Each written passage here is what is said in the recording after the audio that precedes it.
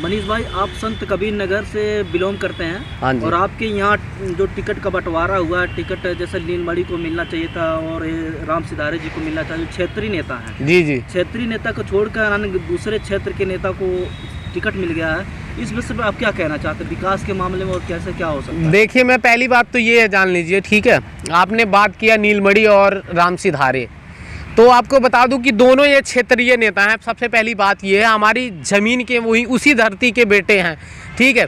और दूसरी बात क्या है, आपको बता दूं कि बहन जी ने अब की बार टिकट जो है वो दूसरे किसी को दिया है, जो कि वो धनघटा विधानसभा से वो बिलोंग नहीं करते हैं, ठीक है।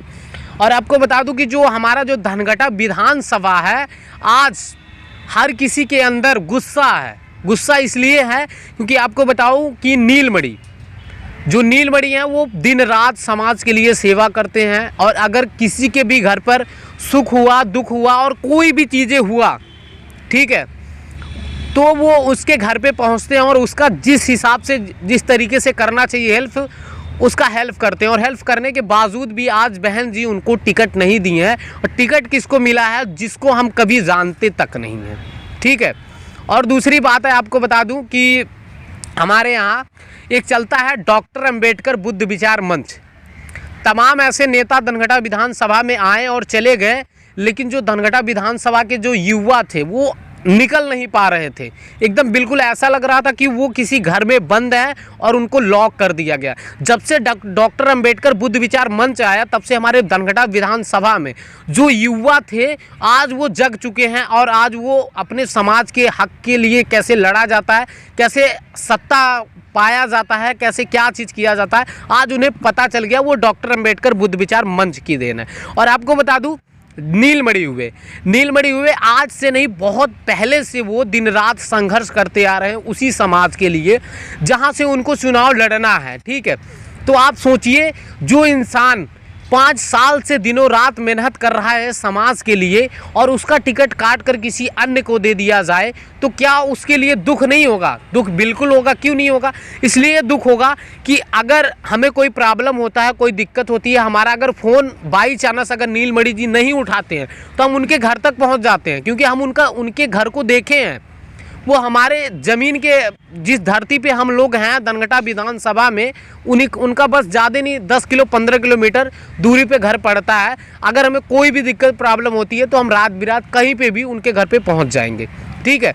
लेकिन आज उनका टिकट काट कर दूसरे को दे दिया गया है। और दूसरी बात, आपको पता होगा रमेश जी कि हमारे धनघटा विधानसभा से हमारे संत कबीर नगर से ही बिलोंग करते थे, जिनका नाम था विजेंद्र मणि।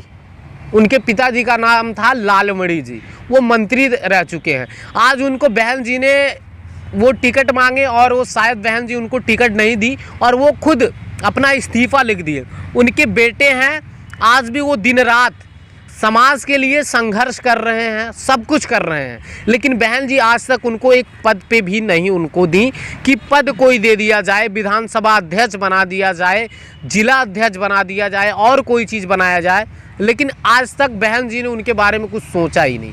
तो एक तरीके से ये गुस्सा हो जाता है ना हमारे समाज के लोगों को।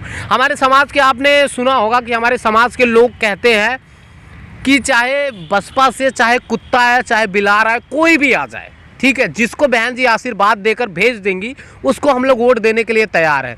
लेकिन क्या बात है, जब हमारे ज़मीनी स्थल का और हमारा जो बेटा रहेगा, हमारा जो भाई रहेगा, जो हमारे बीच में आकर संघर्ष करेगा, उसको नहीं टिकट दिया जाएगा, तो ये बड़ी नाराज़गी की बात रहेगी। मैं बहन जी से रिक्वेस्ट करूंगा कि ऐसे तमाम जगह पे, तमाम विधानसभाओं में आपने टिकट जिसको देना चाहिए आपने उसको नहीं दिया है और जिसको नहीं देना चाहिए आपने उसको दिया है। इस पर ज़रूर आप समझौता करें और इसका डिसीजन जो है एक बार दोबारा लें और अपने दिमाग से ज़रूर सोच समझ कर टिकट दे और क्षेत्रीय नेता को टिकट दे, तो ही 5वीं बार हम अपने उत्तर प्रदेश में बहन जी की सरकार बन पाएगी। क्या जमीनी स्तर का जो नेता है उनको टिकट नहीं देने से वहाँ के जनता जो नाराज़ है? काफ़ी ज़्यादा नाराज़ है। इसलिए नाराज़ है क्योंकि जब आप ही सोच लीजिए, अगर मैं डेली कहीं पे भी जा रहा हूँ, कोई मुझसे मिल रहा है, बातें कर रहा है, तो वो इंसान मुझे जान रहा है, मैं उसको जान रहा हूँ। कल को मुझे, अगर मैं उन लोगों के बीच में अगर मुझे सेवा करने का मौका नहीं मिला, तो आप ये सोचिए मैं 5 साल से मेहनत किस लिए कर रहा हूँ। अगर मैं राजनीति के लिए निकल चुका हूँ, नेतागिरी करने के लिए निकल चुका हूँ, समाज की सेवा करने के लिए निकल रहा हूँ, 5 साल से मैं संघर्ष कर रहा हूँ, 10 साल से मैं समाज के लिए संघर्ष कर रहा हूँ और मुझे मौका नहीं मिला, तो क्या मुझे नहीं कष्ट होगा? उनको भी कष्ट होगा जो हमें वोट देंगे और जो हमारे साथ में हैं भाई। तो धनघटा विधानसभा के जितने भी 80 समाज के लोग हैं वो सभी लोग नाराज़ हैं। ऐसा नहीं लगता आपको कि जैसे क्षेत्रीय नेता अगर नहीं वहाँ से चुनाव लड़ा और जीत गया, हाँ। तो वहाँ का उस क्षेत्र का विकास हो सकता है अगर क्षेत्र का नेता नहीं है तो? देखिए, अगर जो अपने क्षेत्र का रहेगा, अगर मान लीजिए मैं अपने गांव से अगर मैं प्रधानी लड़ता हूं, ठीक है, तो मैं अगर अपनी गांव से अगर प्रधानी लड़के जीत गया तो मैं अपने गांव में विकास करूंगा, इसलिए क्योंकि मुझे भी उसी गांव में रहना है, ठीक है। तो हमारे जो क्षेत्र का नेता रहेगा अगर वो जीतेगा तो वो शर्म के मारे विकास करेगा।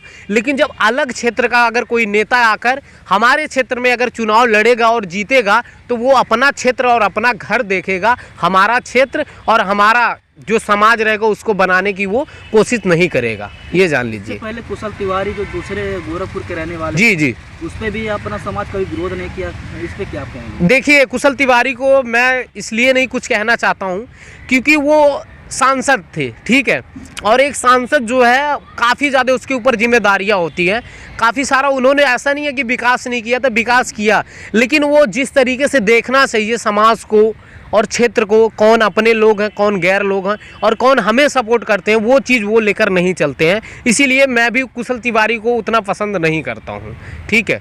अर्चना मातम जैसे एक नेता को कुशल तिवारी जैसे ने 2 लाख 3 लाख रुपए में राकेश पाठक जैसे को नेता बना दिया। अच्छा, इस पे आप क्या कहना चाहते हैं? तो वही यही चीज़ें हैं ना। बीएसपी का इससे क्या लाभ होता है? कुछ नहीं लाभ होता है। लाभ क्या होता है? और नहीं, हमारे लोगों को दबाया जाता है। अर्चना मातम किस समाज से बिलोंग करती हैं? हमारे समाज से बिलोंग करती हैं। जिला पंचायती वो लड़ी थी और जिला पंचायती अगर वो जीत जाती तो हमारे समाज के 10 भाइयों का 20 भाइयों का भला होता कि नहीं होता? लेकिन अलग समाज के लोग आकर उनको हरा देते हैं, पैसे दे देते हैं, दूसरों को जिता देते हैं। तो दूसरा जीतेगा, हमारा देखेगा कि वो अपना देखेगा?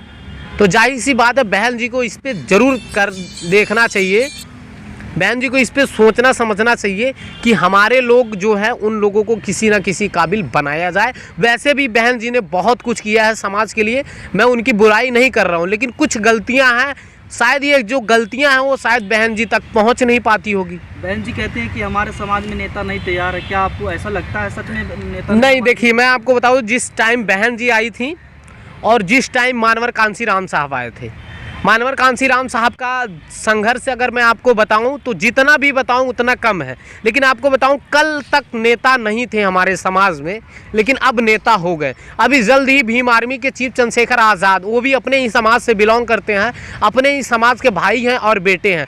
अभी उनको टाइम मैगजीन में उनको नाम दे दिया गया है। तो क्या समाज में क्यों नहीं नेता हैं? बहुत सारे नेता हैं। हमारे जैसे जो युवा हैं वो भी नेतागिरी में आ गए, वो भी राजनीति में आ गए, वो भी समाज की सेवा करना चाहते हैं। क्या बहन जी अपने लोगों को आगे बढ़ने से रोक रही हैं? नहीं, देखिए, बहन जी ये नहीं है कि बहन जी अपने लोगों को बढ़ने के लिए रोक रही हैं। बहन जी चाहती हैं कि हमारे समाज में नौजवान नेता हों और समाज के लिए संघर्ष करें और समाज के लिए लड़े। ऐसा कभी नहीं सोची बहन जी। चंद्रशेखर जैसे बड़े नेताओं को अपने साथ क्यों नहीं रखते हैं? जैसे चंद्रशेखर रावण, अगर एक अकेला बंदा बीएसपी में शामिल हो जाए तो यूपी नहीं पूरे भारत को हम जीत सकते हैं। हाँ, वो तो जीतने की बात फिर पूरी कयामत आ जाएगी। लेकिन पता क्या है, उसमें पता नहीं कुछ चीज़ों को लेकर बहन जी में और चंद्रशेखर आज़ाद भाई में थोड़ी नाराज़गी है। वो नाराज़गी मेरे ख्याल से वो ख़त्म हो जाएगी और एक दिन देखिएगा एक ही प्लेटफॉर्म पे आकर वो दोनों लोग चुनाव लड़ेंगे और जो है बसपा जो पार्टी है वो बहुत आगे तक जाएगी।